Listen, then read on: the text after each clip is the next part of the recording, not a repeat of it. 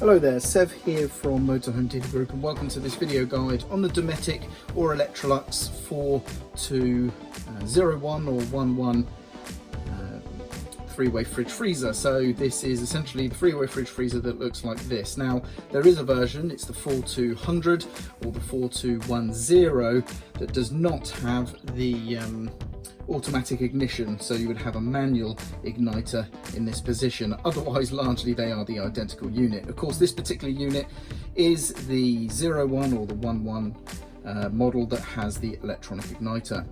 This video is going to talk about the basic operations, so how to use the fridge freezer, what all the buttons and controls do, but for any more in-depth troubleshooting or anything like that, then please do refer to your instruction manuals or speak to a technical professional, because that stuff is beyond the scope of this video. This is really just a how to get up and running using this style of, or this model of three-way fridge freezer. So let's get started.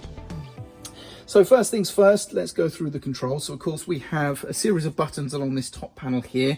This button here and here are for choosing the electronic sources of power. This one here chooses our temperature internally. Then these controls to the right hand side are for gas operation. We can open the door, of course, by grabbing hold of the top of the door here and just pulling open. We do have a door lock here as well that we can use to lock the door in place when the vehicle is in transit. So let's talk about how to actually use this fridge freezer and turn it on. So first things first, let's talk about the electronic operation. So here we have the 12-volt operation. So this red switch here on the far left, it does have a battery symbol there. This is going to allow the fridge freezer to use 12-volt power. Now the 12-volt power, if this is wired in correctly to your vehicle, this should be looking for 12-volt power coming from the engine, essentially from the engine's alternator, because this is for on-road cooling. It is not really designed for anything else. The 12-volt mode of operation on three-way fridges is not very powerful. It's really only good enough to maintain the temperature that's already been achieved inside the unit. But when you go driving, of course, you shouldn't really have your gas on, so you can't use gas operation. And unless you've got a very long electric lead, you can't stay plugged into mains electric when you're driving. So the only other way of powering this unit is to use 12 volt. So in that case, you would turn this switch, so you press it from the down position to the up position, like so. That would then start running the fridge freezer on 12-volt power, providing your engine is running. If the engine is not running, then it's not going to work. As you can see, nothing is happening because the engine isn't running in this case. So that's your on-road cooling method. Now, like I say, it's not very good at cooling. It's only really good at maintaining the temperature. So you must use gas or mains electricity to cool this unit down first for a period of time before you then go driving. So just bear that in mind. Secondly, we have the mains electric operation, and it's as simple as pressing the green switch to the on position, and there we go. As you can see in this case, the switch is illuminated, showing that we are powered on. The fridge is now operating using mains electric. And then we can choose our desired cooling level here using this dial. We have an indicator here on the panel, so whichever number aligns with that little arrow is the cooling level, higher number being the colder setting. So that's it. It's as easy as that for electric operation. It really is. The complicated side of things comes more in line with the gas.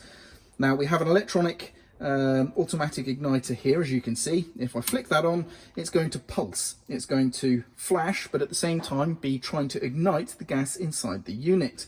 And what we need to do is essentially turn this on first and turn it off last whenever we're doing the gas operation, because what's going to happen is when we do introduce gas and it lights using this igniter, once that gas is successfully lit, the igniter will turn itself off, even though the position of the switch stays the same. If the gas was to extinguish for any reason, the igniter will then kick back in and try and reignite the gas. It's a very safe way of operating. So as such, we turn it on first to ensure that whenever we introduce gas, it's always going to try and ignite. We're not going to build up any gas first. And likewise, we turn it off last, so the gas is always manually shut off first before we turn off the igniter, again to ensure that there's no gas left in the system. So once we have the igniter turned on, we're going to then press this gas control in to introduce gas and turn it to one of the flame symbols. As you can see at the moment, there is a little dot. We then have various flame symbols going around, so I'm going to push in and turn. I don't know if you can see, if I move my hand, you can see the igniter has gone out. So let me show you that again. Turn the gas off. So we push in with the control and turn, and the igniter has stopped. We then let go of the control and it should then stay lit. Now if it doesn't stay lit, then all you need to do is push the control in again and for a little bit longer, and then let go and see if it stays lit. But after a couple of attempts, it should quite happily stay lit like this. And that's it, we're lit on gas. The fact that the igniter is not clicking or pulsing is the sign that the gas is working. And then we just simply use this dial to choose our desired gas intensity and therefore the cooling temperature or the cooling level of the fridge freezer unit. To turn off, like I say, we don't touch the igniter, we leave that till last. We simply turn the gas all the way to the off position, like so. So it's pointing back to that dot. And as you can see, the igniter immediately kicks back in and starts pulsing again to show that the gas has extinguished and it's trying to ignite. And now we can then turn off the igniter.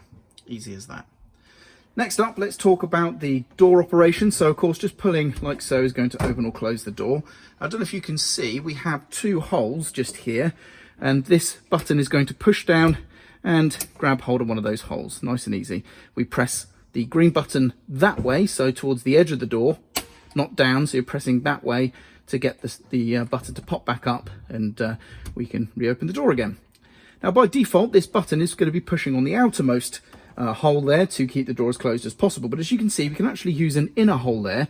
So if I try and line it up there, now we're on the inner hole. So there's actually a gap there. I can almost get my fingers just behind the door, but this is the ventilation position to be used when the vehicle's in storage, just to stop your fridge going horrible and smelly.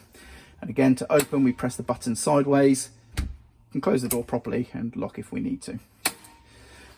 And there we go, that's how to use the Dometic three-way fridge freezer, typically model numbers 4201 or 11, but this will also apply to model numbers 4200 or 4210. You'll just have a manual igniter that you need to keep pressing here in order to ignite the gas, rather than this electric one. Otherwise everything else is the same.